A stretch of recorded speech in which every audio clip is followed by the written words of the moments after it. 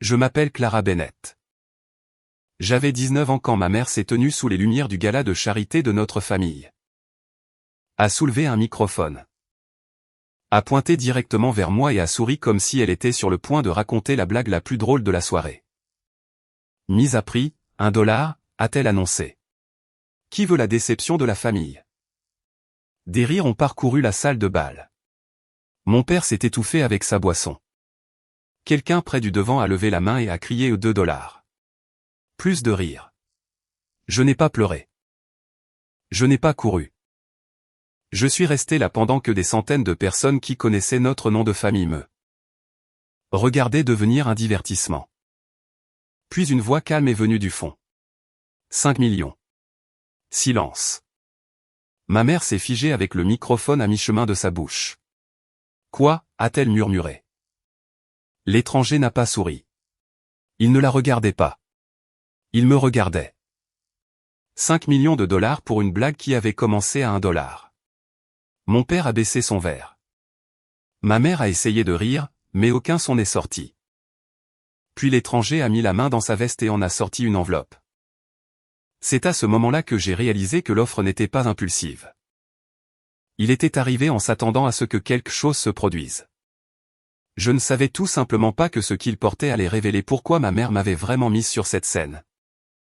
Ou pourquoi 5 millions de dollars était la chose la moins importante qu'il était sur le point d'offrir.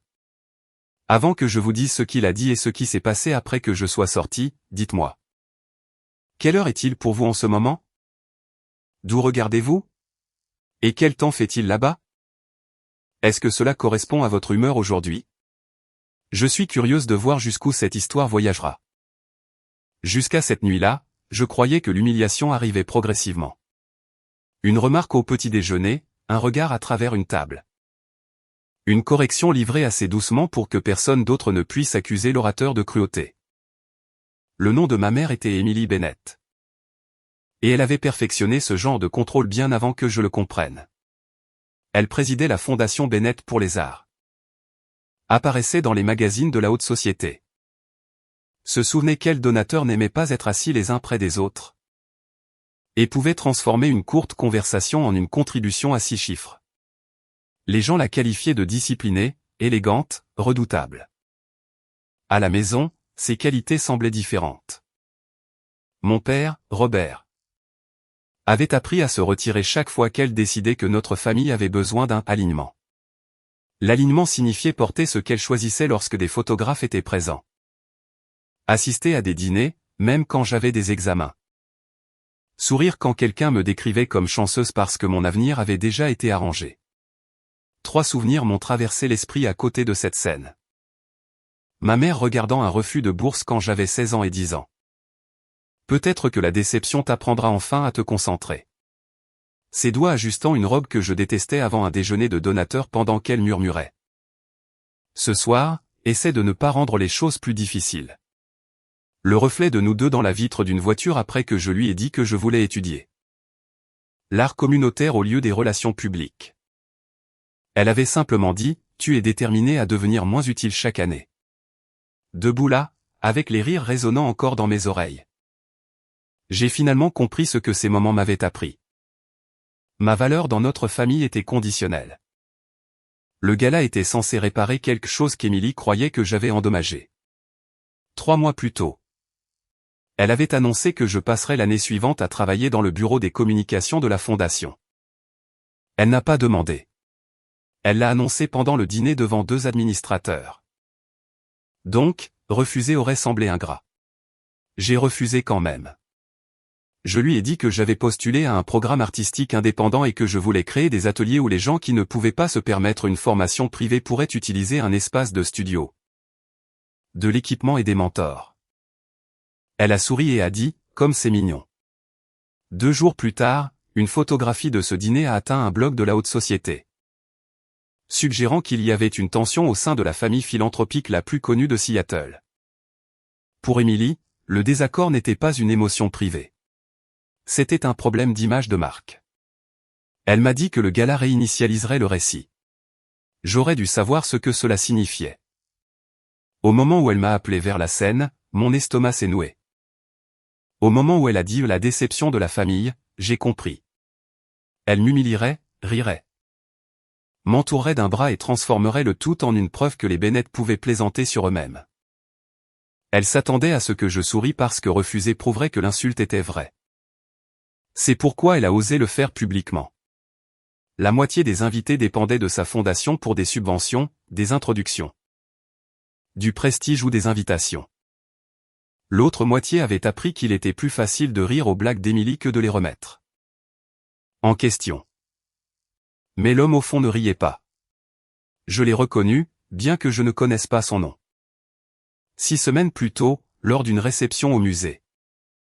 Je l'avais vu observer pendant qu'Émilie disait à un jeune conservateur qu'une exposition communautaire était trop sérieuse pour attirer des donateurs importants. Le conservateur avait hoché la tête poliment. L'étranger, non. Maintenant, il regardait ma mère avec cette même expression illisible. 5 millions, a-t-il répété. Émilie s'est suffisamment remise pour sourire. Monsieur, c'est très généreux, mais vous avez mal compris la blague. Non, a-t-il dit. Je l'ai comprise. Mon père s'est approché de la scène. Émilie, arrête ça. Elle l'a ignoré. Peut-être que notre invité aimerait se présenter. L'étranger s'est avancé. Léo Mercier. Le nom a changé plusieurs expressions dans la pièce. Émilie le connaissait. Pas moi. Plus tard, j'apprendrai que Léo dirigeait une société d'investissement à impact social finançant des programmes artistiques indépendants dans tout le Nord-Ouest. À ce moment-là, tout ce que je savais, c'était que ma mère le reconnaissait. Ce qui signifiait que son offre était assez réelle pour l'effrayer. Léo a soulevé l'enveloppe. Je suis prêt à faire la promesse de don ce soir. Les applaudissements ont failli commencer avant qu'il n'ajoute. Mais pas selon les termes que Madame Bennett semble penser. Les yeux d'Émilie se sont plissés. Il n'y a pas de terme. C'était de l'humour. Léo m'a regardé. L'était-ce? Tous les visages se sont tournés vers moi. L'ancienne version de moi l'aurait sauvé. Rire. Saluer de la main. Dire que maman était impossible. Laisser tout le monde se détendre. Au lieu de cela, j'ai regardé Émilie et je n'ai rien dit. Pour la première fois, je l'ai laissé se tenir dans le silence qu'elle avait créé. Léo s'est dirigé vers la scène, mais avant qu'il ne l'atteigne, je me suis éloigné de ma mère. Un pas, c'est tout. Émilie l'a remarqué immédiatement. Clara, a-t-elle dit doucement, la voix d'avertissement. J'ai fait un autre pas. Léo s'est arrêté à plusieurs mètres de moi au lieu de se rapprocher. Pour plus de clarté, a-t-il dit en se tournant vers la salle. Je n'offre pas 5 millions de dollars pour une personne. Personne ici n'a l'autorité d'en vendre. Plusieurs invités se sont agités. Alors que faites-vous? A demandé Émilie, remplaçant la blague par une offre sérieuse. Il a ouvert l'enveloppe. 5 millions de dollars pour établir un fonds d'art communautaire géré de manière indépendante. Les premiers projets seraient sélectionnés parmi des propositions déjà évaluées par le processus d'examen à l'aveugle de cette fondation. Émilie est restée immobile. Il y a une condition. Les décisions de subvention doivent suivre les notes qu'elles ont reçues. Avant que les noms et les relations familiales ne soient connus. J'ai regardé de lui à ma mère. Qu'est-ce que cela a à voir avec moi? Peut-être rien si vous ne le voulez pas, a dit Léo. Cette réponse m'a prise au dépourvu. Tous les autres avaient passé la soirée à décider ce que les choses signifiaient pour moi. Il m'a rendu le sens. Mais vous méritez de savoir. La proposition CB17 a reçu la note préliminaire. La plus élevée lors de l'examen du programme émerge de la fondation. Mon pouls a trébuché. CB17, le numéro de demande attribué à Open Door Studio, le programme que j'avais conçu. Ma proposition était simple. Convertir des espaces de studios commerciaux inutilisés en ateliers du soir dirigés par des artistes en activité avec du matériel partagé afin que les participants n'aient pas besoin d'acheter des outils coûteux avant de découvrir s'ils aimaient même un médium. J'ai élaboré le budget moi-même, appelé des centres communautaires et réécrit le plan 6 fois. Puis le portail est passé de banc cours d'examen à un non sélectionné. Émilie m'avait trouvé en train de fixer le refus et avait dit. Peut-être que maintenant tu arrêteras de romantiser les passe-temps. Comment connaissez-vous ce numéro, ai-je demandé à Léo. J'étais l'un des examinateurs externes. Un murmure a parcouru les invités. Émilie s'est interposée entre nous. Les informations confidentielles d'examen n'ont pas leur place dans une salle de bal. D'accord, a répondu Léo. Pas plus qu'une jeune de 19 ans à qui on attribue publiquement un prix de départ. Les gens ont baissé les yeux. Émilie s'est tournée vers moi. Clara, cet homme t'utilise pour attaquer cette famille. Voilà encore ce mot. Famille. L'argument final. Famille signifiait arrêter de demander. Famille signifiait protéger celui qui détenait le plus de pouvoir. J'ai regardé Léo. Saviez-vous que CB17 était la mienne quand vous l'avez noté? Non. Le saviez-vous avant ce soir? J'ai appris l'identité après que la liste restreinte a changé. Cela suffit, a coupé Émilie. Non, ai-je dit. Ma voix était à peine plus forte que la sienne, mais elle s'est arrêtée. Mes mains tremblaient. Pour une fois, je les ai laissées faire. Le courage n'exigeait pas la fermeté. Il exigeait le mouvement. Je veux entendre le reste. Léo a hoché la tête. CB17 a été retiré après le classement préliminaire. J'ai demandé pourquoi. On m'a dit que la présidente avait exercé son autorité discrétionnaire en raison d'un conflit impliquant la candidate. Était-ce autorisé? La présidente peut signaler des conflits. La présidente ne peut pas remplacer discrètement un examen noté par une décision personnelle sans le divulguer au comité. La pièce a changé. Ce n'était plus un commérage. Plusieurs administrateurs étaient présents. Et ils comprenaient la gouvernance mieux que les drames familiaux. Émilie l'a vu aussi. Vous prenez des informations incomplètes et insinuez une faute professionnelle. Je dis qu'il devrait y avoir un examen indépendant, a dit Léo. Ma promesse de don en dépend. 5 millions de dollars n'était plus la partie choquante. La partie choquante était que la salle avait cessé de me traiter comme le problème. Émilie m'a regardé avec une fureur déguisée en inquiétude. Clara, viens ici. Je n'ai pas bougé. Maintenant, mon père a prononcé son nom à voix basse. Elle l'a ignoré. Tu n'as aucune idée de ce que tu permets à cet étranger de faire. C'est à ce moment-là que j'ai compris que Léo ne me sauvait pas. Son argent supprimait l'excuse que tout le monde avait utilisée pendant des années. Que défier Émilie coûtait trop cher. Je détestais cette vérité. J'avais aussi l'intention d'utiliser l'ouverture. Quand un étranger valorise votre voix plus que les gens qui prétendent vous connaître le mieux. Ai-je dit? Êtes-vous censé être reconnaissante envers l'étranger ou finalement demander ce que votre famille vous a pris? Personne n'a répondu. Je suis descendu de la plateforme sans regarder vers Léo. Je voulais que tout le monde sache que le choix était le mien. Le sol semblait étrangement solide lorsque mes chaussures l'ont touché. Je m'attendais à du soulagement ou à du triomphe. Au lieu de cela, j'étais terrifié. Mon cœur battait la chamade pendant qu'Émilie restait sur la scène, tenant le microphone. Cette différence de hauteur lui avait toujours convenu. Clara, a-t-elle dit, forçant la douceur dans sa voix. Tu es émotive. Nous pouvons en discuter en privé. Voilà. Tout ce qu'elle faisait publiquement était de l'humour. Toute objection que je faisais publiquement était de l'émotion. Non, ai-je dit. Ma voix s'est brisée. Émilie l'a immédiatement saisie. Pendant une horrible seconde, j'ai vu qu'elle pensait m'avoir encore. Alors, j'ai réessayé. Non. Ma voix tremble parce que je n'ai jamais fait ça avant. Je dis toujours non. Quelqu'un près du devant a expiré. Je ne suis pas un article de vente aux enchères. Je ne suis pas une chute de blague que vous pouvez utiliser pour réparer votre image. Et je ne vais pas en coulisses pour que vous puissiez dire à tout le monde demain que je vous ai mal comprise. La mâchoire d'Émilie s'est crispée. Tu t'humilies maintenant. Peut-être, mais au moins cette partie est mon choix. C'était la première phrase qui me semblait entièrement mienne. Ma mère s'est approchée du bord de la scène. Comprends-tu ce que j'ai payé? Ton école, ton appartement. Tes voyages. Chaque opportunité que tu as eue est venue de cette famille. Mon estomac s'est noué. L'argent avait toujours attendu derrière les arguments plus doux.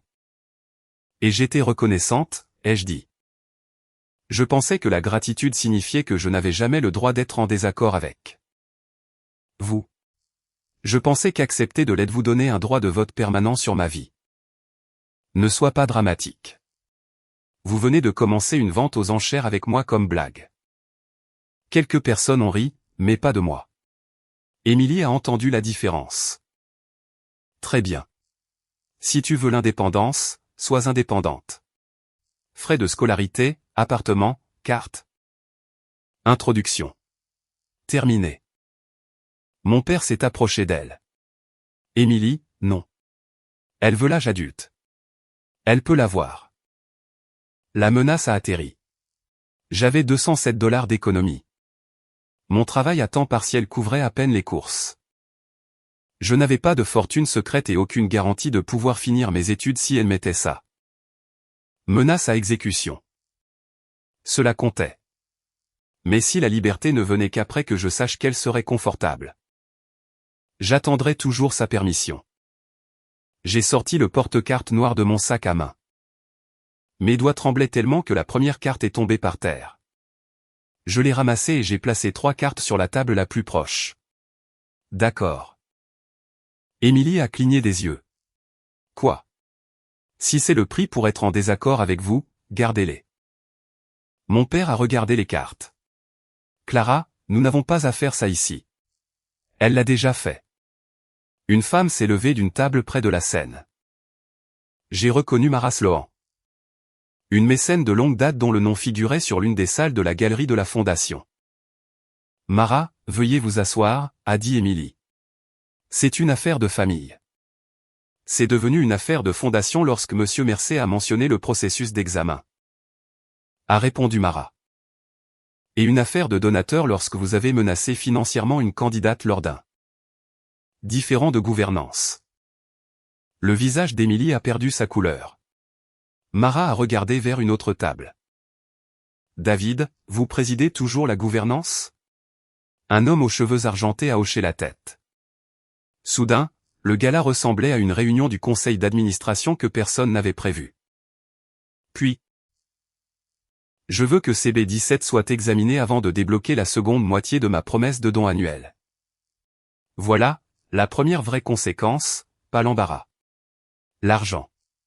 Un autre donateur a levé la main. Pareil pour mon don de contrepartie. Le contrôle de ma mère s'est fracturé. 10 minutes plus tôt, les gens avaient ri parce qu'elle leur en avait donné la permission. Maintenant, 2 d'entre eux refusaient ouvertement sa direction. Léo est resté à l'écart. J'ai apprécié cela. Cela devait devenir ma confrontation, pas sa performance. Émilie m'a regardé fixement. Es-tu satisfaite? Non. Ses sourcils se sont levés. Je ne veux pas que les gens vous punissent parce que je suis en colère. Je veux qu'ils regardent ce que vous avez fait et décident de ce que cela signifie. Émilie a souri comme si elle avait trouvé une faiblesse. Vous voyez, même Clara sait que cela est allé trop loin. Je n'ai pas dit ça. J'ai dit que je n'ai pas besoin qu'on invente une vengeance pour moi. La vérité suffit. Mon père a ramassé les cartes. Je vais les garder, a-t-il dit, pas elle. Émilie s'est tournée vers lui. Robert, ça suffit. C'était la première fois que je l'entendais lui dire ce mot en public. Puis le directeur exécutif de la fondation a chuchoté quelque chose à David. Il a vérifié son téléphone et a regardé vers Léo. Monsieur Mercé, avez-vous des documents concernant le changement de la liste restreinte? Léo a soulevé l'enveloppe. C'est ce que c'est. Ma mère l'a regardé fixement. Pour la première fois cette nuit-là, j'ai vu une peur réelle. Léo a donné l'enveloppe directement à David, pas à moi. C'était important parce qu'Émilie préparait déjà l'accusation selon laquelle Léo et moi avions planifié cela ensemble. Nous ne nous étions même jamais parlé avant cette nuit.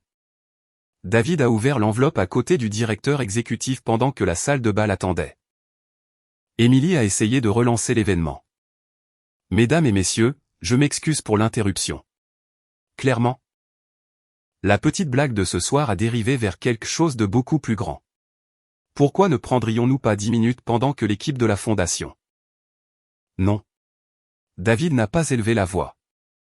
Je ne pense pas que nous devrions continuer la collecte de fonds alors que des questions sur notre processus de subvention ne sont pas résolues. La phrase a atterri plus durement que n'importe quelle insulte.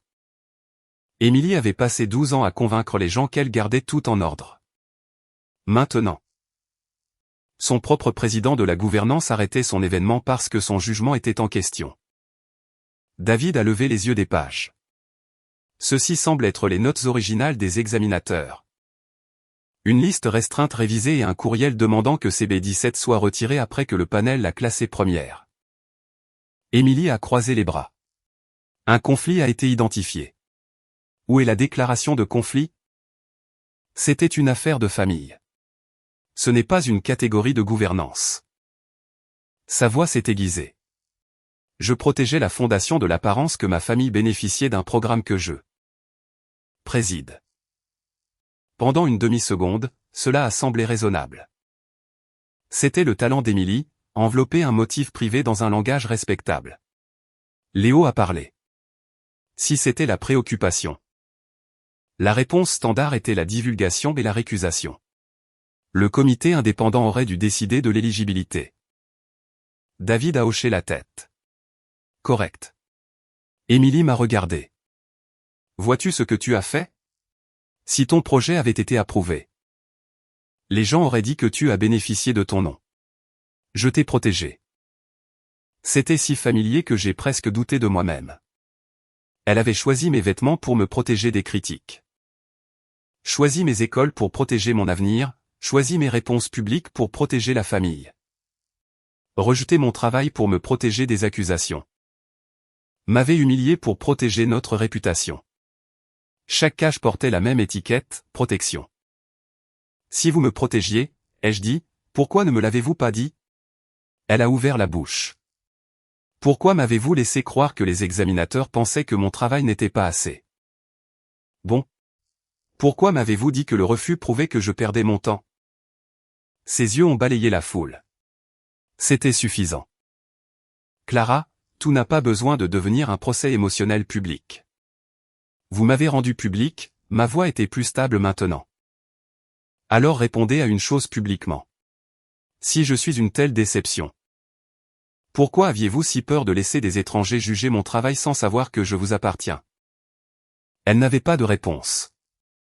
Émilie s'est redressée et a regardé vers les donateurs. Puisque nous discutons de transparence. Peut-être que tout le monde devrait savoir que Clara a bénéficié de la réputation de cette fondation toute sa vie. École privée, artiste, introduction. Opportunité. Ce fantasme qu'elle a émergé de manière indépendante est absurde. Les mots faisaient mal parce que certains étaient vrais. J'avais un accès que d'autres n'avaient pas, prétendre le contraire serait malhonnête. Vous avez raison, ai-je dit. Cela l'a surprise. J'ai eu des avantages grâce à notre famille. J'ai quand même fait le travail. Et si mon nom me donnait des avantages? C'est exactement pourquoi un examen à l'aveugle était important. C'était le seul endroit où mon nom était censé disparaître. Mara a hoché la tête. Exactement. Émilie a cassé. Restez en dehors de ça. Mauvaise personne. Mauvais moment. Mara a haussé les sourcils. Je crois que je le ferai. En restant en dehors du gala de l'année prochaine à moins que la gouvernance ne change. Puis vint la troisième vague. Un représentant du musée de la ville a parlé doucement avec le directeur exécutif. Quelques minutes plus tard. David a annoncé que la prochaine exposition comarquée serait mise en suspens administratif jusqu'à ce que la fondation termine son examen. Les lèvres d'Émilie se sont entr'ouvertes. Ce partenariat avait été la pièce maîtresse de son année suivante. Les téléphones ont commencé à vibrer dans la salle. La nouvelle de la confrontation se répandait déjà. Je me sentais mal. C'était devenu plus grand que je ne le voulais. Mais quand j'ai regardé Émilie, j'ai réalisé qu'elle n'était pas horrifiée parce qu'elle m'avait blessé. Elle était horrifiée parce que les institutions réagissaient. Cette distinction a réglé quelque chose en moi. Mon père est venu à côté de moi. Clara, je dois te dire quelque chose. Pas maintenant. Il le faut maintenant. Je savais qu'il y avait eu un problème avec ta candidature. Émilie s'est tournée brusquement. Robert. Il l'a ignoré. Je ne connaissais pas les détails. Ta mère a dit qu'il y avait un conflit et qu'il valait mieux que. Je reste en dehors. Et vous l'avez fait? Ses yeux se sont baissés. Oui. Cela faisait plus mal, plus discrètement que tout ce qu'Émilie avait dit. Il n'avait pas rejeté mon travail. Il avait décidé que ne pas savoir était plus facile. Avez-vous jamais demandé ce qui s'était passé? Non, a-t-il commencé à expliquer. J'ai levé la main. S'il vous plaît, ne me faites pas vous réconforter pour avoir admis cela. Il s'est arrêté. Tu as raison. Pour une fois, personne n'a sauvé le parent de la conséquence de me décevoir. David s'est avancé vers Émilie. En vertu des statuts. Je demande que vous renonciez temporairement à l'autorité de présidente pendant que la gouvernance examine le processus de candidature. La salle a retenu son souffle. Émilie l'a regardé fixement. À mon gala. Au gala de la fondation. Cette correction l'a dévastée. Pendant des années, Émilie Bennett et la fondation avaient été interchangeables dans son esprit. Sa réputation et sa mission, son jugement et sa politique. Maintenant, David les séparait avec 5 mots. Elle a regardé vers les invités comme si elle attendait que quelqu'un la sauve. Personne n'a bougé. Appelleriez-vous cela une trahison parce que les gens ont cessé de la protéger? Ou une responsabilité parce qu'ils ont finalement cessé de confondre loyauté et silence? Pour la première fois, j'ai réalisé que je n'avais pas à me soucier de la réponse d'Émilie. Le gala ne s'est pas terminé par des applaudissements. Il s'est terminé en petits groupes. Les administrateurs ont disparu dans une pièce latérale. Les donateurs parlaient avec des assistants. Le personnel a baissé la musique. Certains invités sont partis en faisant semblant de ne pas regarder ma mère. D'autres sont restés parce que les gens qui prétendent détester les drames publics détestent souvent. Encore plus manquait la fin. Je me tenais près du vestiaire, tenant un verre d'eau que j'avais oublié de boire. Léo s'est approché puis s'est arrêté à plusieurs mètres. Puis-je expliquer les 5 millions maintenant, a-t-il demandé. J'ai presque ri.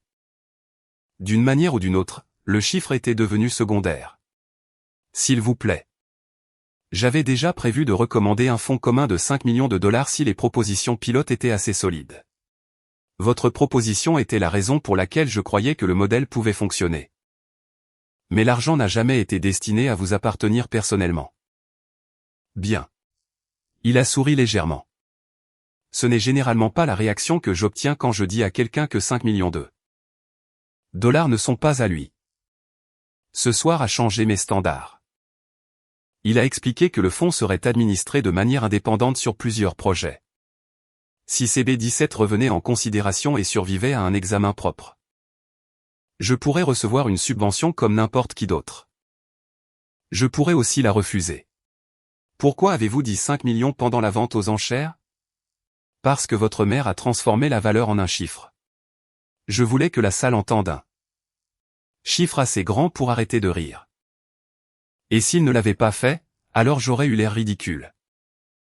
Vous avez pris ce risque pour quelqu'un que vous ne connaissiez pas. Je connaissais votre proposition, pas vous. Mes épaules se sont légèrement détendues.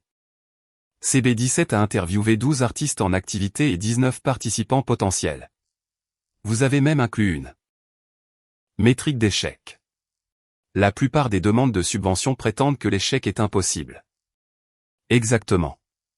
La vôtre disait que le pilote devrait fermer si la fréquentation restait en dessous d'un certain seuil parce que la charité ne devrait pas préserver un mauvais programme. Je l'ai regardé fixement. Personne dans ma famille n'avait posé assez de questions pour connaître ce détail. Je m'en suis souvenu, a-t-il dit. Puis la candidature la mieux classée a disparu. Alors vous êtes venu ce soir en vous attendant à la confronter? Je suis venu en m'attendant à une conversation privée avec la gouvernance. Puis votre mère a commençait la vente aux enchères. J'essayais d'être diplomate. Ce soir a probablement guéri cela. Léo ne promettait pas de me sauver ou de transformer le gala en destin.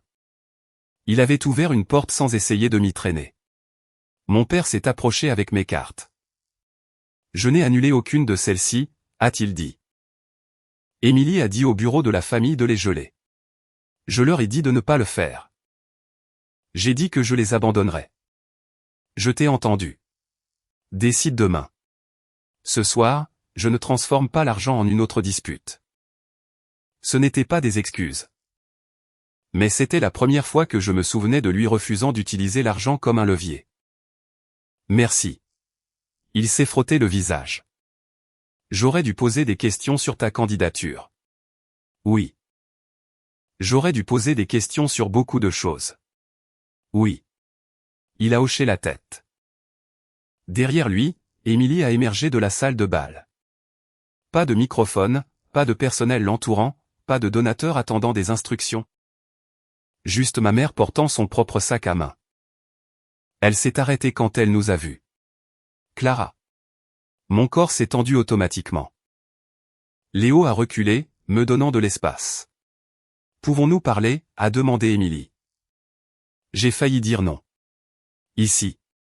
Elle a jeté un coup d'œil à Léo. Sans public. Vous aviez un public quand vous avez commencé ça. Son visage s'est crispé. J'ai fait une terrible blague. Vous avez fait une blague calculée. Vous ne pouvez pas croire que j'avais l'intention de tout ça. Non, vous aviez l'intention que je rie pour que personne ne vous questionne. Pendant un moment, elle a semblé épuisée. J'essayais de maintenir cette famille unie. Voilà encore. Essayer, protéger, maintenir. Des mots qui rendaient les dommages nobles. Le comité de gouvernance a suspendu mon autorité. Mara a gelé sa promesse de don. Le partenariat. Avec le musée est en pause. Comprends-tu ce que cela pourrait coûter? Comprenez-vous ce que votre blague était censée me coûter? Elle a détourné le regard. Son téléphone a vibré. Elle l'a vérifié et son expression a changé. L'un des plus grands sponsors corporatifs de la fondation avait reporté les négociations de renouvellement. Pas annulé, pas encore. Mais reporté suffisait à faire trembler ses mains. Les conséquences avaient enfin atteint le langage qu'elle respectait le plus. Levier. C'est à cause de ce soir, a-t-elle murmuré. Oui, ai-je dit. Ce soir. Je n'ai pas dit à cause de moi. Je n'avais pas contacté les sponsors ni divulgué de documents. Je m'étais tenu sur un sol et j'avais refusé de prétendre que j'aimais être humilié. Tout le reste venait de gens qui examinaient enfin des décisions qu'ils avaient précédemment acceptées parce qu'Emily Bennett les avait prises. 3 jours plus tard, le comité de gouvernance a annoncé un examen externe. En 2 semaines, le partenariat avec le musée a repris, mais sans qu'Emily représente la fondation. En 1 mois. 2 donateurs majeurs n'ont renouvelé qu'après l'approbation de nouvelles règles sur les conflits d'intérêts. Émilie a démissionné de son poste de présidente avant que le conseil ne puisse voter sur sa révocation. La fondation a remplacé le modèle de président unique par un comité rotatif. Sa société de conseil en événements privés a également perdu 2 clients à but non lucratif qui n'ont pas renouvelé après le gala. Elle avait construit une valeur professionnelle autour de la gestion du risque de réputation. Maintenant, elle en était devenue un. Je n'ai pas célébré. Je ne me sentais pas non plus responsable de le réparer. Sa vie n'était pas détruite. Elle n'était simplement plus protégée des conséquences par des gens formés à rester silencieux. Pour Émilie, perdre un contrôle incontesté faisait bien plus mal que de perdre une dispute. L'examen indépendant a réintégré CB7 en considération. J'ai failli la retirer. De toute façon. Une partie de moi ne voulait plus rien avoir à faire avec la Fondation Bennett pour les arts. David a envoyé un seul courriel expliquant le nouveau processus et a terminé par une phrase que j'ai lue plusieurs fois. Refuser est aussi un exercice valide d'indépendance. Cela m'a convaincu de rester. Pour une fois, dire non était vraiment autorisé. La proposition est retournée à un nouveau panel dont les membres n'avaient pas assisté au gala et n'ont pas reçu l'identité des candidats avant la notation. Open Door Studio a été sélectionné pour une subvention pilote d'1 an de 240 000 $. Pas 5 millions. J'étais soulagé. 5 millions auraient transformé ma vie en un autre spectacle. 240 000 $ venaient avec des budgets, des délais, des rapports, des contrats et assez de pression pour prouver si mon idée fonctionnait réellement. Je voulais ce genre de difficulté. L'engagement de 5 millions de $ de Léo a finalement financé ce projet. Le mien en était un. J'ai insisté sur une autre condition avant de signer. Mon histoire de famille n'apparaîtrait pas dans le matériel promotionnel. Pas de photo du gala. Pas de titre La déception devient inspiration. Pas de vidéo sur la nuit où ma mère m'a embarrassé. Le programme devait reposer sur son travail. 6 mois plus tard. Je me tenais à l'intérieur d'un ancien entrepôt de meubles pendant que des tables pliantes étaient assemblées pour notre premier atelier du week-end. Le bâtiment n'était pas glamour. Un mur avait encore des marques de rubans adhésifs délavées d'anciennes étiquettes d'inventaire. La moitié de nos armoires ne correspondaient pas. L'évier industriel sonnait comme s'il se disputait chaque fois que quelqu'un utilisait de l'eau chaude. J'adorais ça. J'avais passé des années dans des pièces parfaites où l'on s'attendait à ce que je ne fasse pas de désordre. Maintenant, j'étais responsable d'une pièce conçue pour que les gens créent des choses. Mon père est venu à l'ouverture en apportant du café et des pâtisseries que personne n'avait demandé. Nous étions encore en train de comprendre notre relation lorsque ma mère ne traduisait pas tout entre nous. Il avait déménagé dans un petit appartement en ville après avoir dit à Émilie qu'il avait besoin de distance. Je n'ai jamais demandé s'ils resteraient mariés. C'était leur décision. Il m'avait fallu assez de temps pour comprendre la différence entre prendre soin et gérer. « As-tu besoin de quelque chose ?» a-t-il demandé. Probablement de 20 choses. Nommant une. Des rallonges électriques. Il a hoché la tête. Enfin, un problème de famille que je suis qualifié pour résoudre. J'ai ri. Avant de partir, il s'est arrêté. Ta mère a demandé si elle pouvait venir aujourd'hui. Mon estomac s'est noué. Qu'est-ce que tu lui as dit? Qu'elle devait te demander. L'a-t-elle fait? Non. Cela comptait. Émilie m'avait envoyé 3 messages depuis sa démission. Le premier disait qu'elle espérait que j'étais satisfaite. Je n'ai pas répondu. Le second disait qu'elle était désolée que les choses soient devenues si publiques. Je n'ai pas répondu à celui-là non plus. Le troisième disait que je lui manquais, qu'elle avait fait des erreurs. Que les gens qui la louaient autrefois la traitaient maintenant différemment. Elle a terminé par « J'espère qu'un jour tu comprendras tout ce que j'ai sacrifié pour toi ». Je l'ai lu 2 fois et j'ai réalisé qu'elle pensait toujours que le sacrifice créait la propriété. J'ai rangé mon téléphone. Le pardon n'était pas la même chose que de rouvrir une porte avant que quelqu'un ait appris à frapper. Léo est arrivé 1 heure plus tard en apportant exactement ce que je lui avais demandé d'apporter. Rien. Je lui ai dit que les donateurs n'étaient pas autorisés à se présenter le jour de l'ouverture avec des chèques de cérémonie, des photographes, des plaques ou des discours. Il a signé la feuille d'invité et a demandé s'il pouvait déplacer des chaises. Vous êtes un donateur de 5 millions de $, ai-je dit. Apparemment, cela ne me qualifie toujours pas pour manœuvrer une table pliante. Correct. Nous étions devenus amis lentement, principalement à travers des disputes sur les budgets. Aucun de nous n'a transformé le gala en destin. J'aimais cette liberté, j'ai appris.